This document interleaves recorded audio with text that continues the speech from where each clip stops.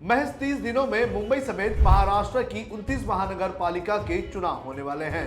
सोमवार को राज्य चुनाव आयोग ने इसकी घोषणा कर दी और उसके बाद से ही सभी राजनीतिक पार्टियों ने अपनी तैयारी शुरू कर दी है। बीजेपी ने साफ कर दिया है कि वो एकनाथ शिंदे के साथ मुंबई के मैदान में उतरेंगे और एनसीपी अलग से चुनाव लड़ेगी। लेकिन जिस अलायंस की चर्चा पिछले कुछ महीनों से चल रही है उसको लेकर अभी भी सस्पेंस बना हुआ है। इसी के साथ चर्चा ये हो रही है कि आखिर दोनों भाइयों की बातचीत कहां फंसी हुई है और क्या हुआ है कि दोनों भाइयों ने अब तक अपने गठबंधन का औपचारिक ऐलान नहीं किया है। आज इस वीडियो में हम आपको बताएंगे कि राज और उद्धव दोनों की पार्टियों के गठबंधन का पेच कहां पर फंसा हुआ है।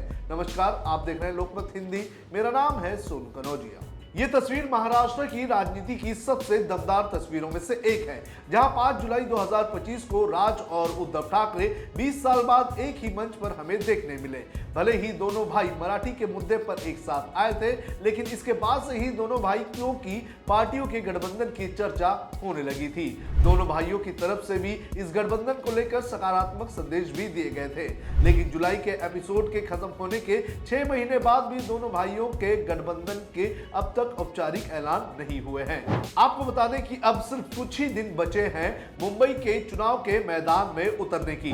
राजनीतिक हलकों में राज और उद्धव दोनों के गठबंधन के पेच को लेकर कई बातें कही जा रही है। सबसे पहले पेज फंसा हुआ है सीट शेयरिंग को लेकर। आपको बता दें कि मुंबई की कुल 227 कॉर्पोरेटर की सीटें हैं और पिछले चुनाव यानी कि 2017 के चुनाव में उद्धव ठाकरे की शिवसेना को 84 सीटों पर जीत हासिल हुई थी और राज ठाकरे की महाराष्ट्र नवनिर्माण सेना ने कुछ ही सीटों पर जीत हासिल की थी। उद्धव ठाकरे की शिवसेना इस अलायंस में बड़ा हिस्सा अपने नाम पर करने का दावा कर रही है। उद्धव की पार्टी ने 2017 के चुनाव में जिन सीटों पर जीत हासिल की थी उन पर दावा ठोका है। शिवसेना के नेता राज ठाकरे की पार्टी को वो एक भी सीट नहीं देना चाहते हैं, जहां पर 2017 में उन्होंने जीत हासिल की थी।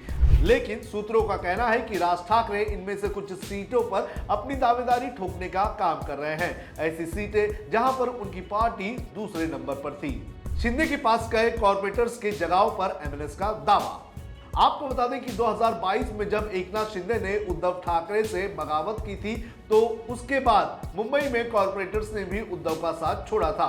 इस वक्त मुंबई में शिवसेना यूबीटी से बगावत करने वाले 44 कॉर्पोरेटर एकनाथ शिंदे के साथ हैं और यहीं की लगभग 30 सीटों पर राज ठाकरे ने अपनी पार्टी के लिए दावा ठोका है। राज का कहना है कि यहां पर कई जगहें ऐसी हैं जहां उनकी पार्टी पिछले चुनाव में दूसरे नंबर पर थी और अब ऐसे हालातों में यहां की सीटें उनके हिस्से में जानी चाहिए। और इस पर उद्धव ठाकरे ने क्या जवाब दिया, ये भी आपको बता देते हैं। बगावत वाली सीटों को राज को देने पर उद्धव के नेताओं ने नाराजगी जाहिर की है। इन सीटों पर चर्चा के दौरान उद्धव के नेताओं ने कहा है कि भले ही कॉर्पोरेटर उनकी पार्टी के साथ नहीं हो, लेकिन पूरा कैडर उद्धव के साथ ही है।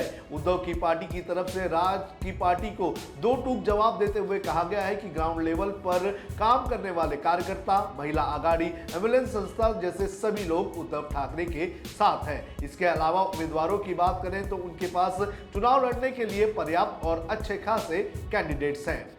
क्या संजय राउत निकालेंगे रास्ता? कहा जा रहा है कि जो भी मतभेद बने हुए हैं उनको दूर करने के लिए अब संजय राउत मैदान में उतर चुके हैं। बीमारी से आने के बाद अब संजय राउत सीट शेयरिंग का फॉर्मूला सुलझाने में लगे हुए हैं। संजय राउत और राज ठाकरे की एक अहम बैठक होने वाली है जिसमें फॉर्मूला तय किया जाएगा और कौन कितने सीटों पर लड़ेगा इसकी भी चर्चा की जाएगी। इसके अलावा आने वाले 2 से 3 दिनों में सीट शेयरिंग और गठबंधन का ऐलान किया जा सकता है। उद्धव ठाकरे जी, राज ठाकरे जी अगले कुछ दिनों में एक मंच पर आएंगे और अलायंस की घोषणा करेंगे। मुंबई को बचाने का कैंपेन चल रहा है, मुंबई का अस्तित्व बचाने। नहीं, ये मुंबई बचाने का कैंपेन 70 साल से। देखिए, बीजेपी ने मुंबई की लड़ाई में कभी सहभाग दिया है? महाराष्ट्र की लड़ाई हुई, जो बीजेपी स्वतंत्रता संग्राम में नहीं, वो बीजेपी हमारा जो संयुक्त महाराष्ट्र का जो एक बहुत बड़ा संघर्ष हुआ 5 साल तक, उसमें कहीं नहीं थी। सीमा विवाद रहा कर्नाटक के साथ, हमारे 69 लोग शिवसैनिक मारे गए, वहां भी बीजेपी कहीं नहीं थी। बीजेपी किसी भी लड़ाई में, किसी भी संघर्ष में, चाहे देश का हो चाहे महाराष्ट्र का हो, बीजेपी सिर्फ मलाई खाने को आना। क्या बीजेपी को हरा पाएंगे राज और उद्धव की जोड़ी? जहां एक तरफ बीएमसी का ये चुनाव उद्धव ठाकरे के लिए अपना अस्तित्व बचाने की लड़ाई है, तो वहीं दूसरी तरफ बीजेपी के सामने ये चुनाव ठाकरे ब्रांड को मुंबई से खत्म करने का एक मौका है। बीजेपी इस चुनाव में पूरी कोशिश करेगी कि मुंबई में उनका मेयर बने, लेकिन राज और उद्धव के साथ आने से बीजेपी की मुश्किल बढ़ गई है। मराठी और गैर मराठी के मुद्दे पर राज और उद्धव ने बीजेपी को बैकफुट पर ढकेल दिया था, लेकिन हिंदुत्व के सहारे बीजेपी ने कमबैक कर लिया है। हिंदुत्व के अलावा बीजेपी के पास मजबूत कैडर और मनी पावर उद्धव ठाकरे और राज ठाकरे पर भारी पड़ सकता है। इतना ही नहीं, बीजेपी ने एकनाथ शिंदे की जो कथित बगावत है उसे भी शांत कर लिया है और दोनों साथ में मिलकर चुनाव लड़ने की प्लानिंग भी कर रहे हैं। तो जहां एक तरफ राज और उद्धव, इन दोनों के गठबंधन को लेकर अभी तक कोई औपचारिक ऐलान नहीं हुआ है, तो वहीं दूसरी तरफ जो सत्ताधारी अलायंस है उसमें बीजेपी और एकनाथ शिंदे की शिवसेना ने कमर कस ली है और मैदान में पूरे जोरों शोरों से उतरने की तैयारी कर ली है। बहरहाल देखना जरूरी है कि कब राज और उद्धव के इस अलायंस का मामला सुलझता है और कब इसका औपचारिक ऐलान होता है। आपको क्या लगता है कि क्या दोनों भाइयों के गठबंधन का ऐलान जल्द ही हो जाएगा और क्या दोनों भाई गठबंधन से अलग अलग हो जाएंगे? आप हमें कमेंट करके जरूर बताएं।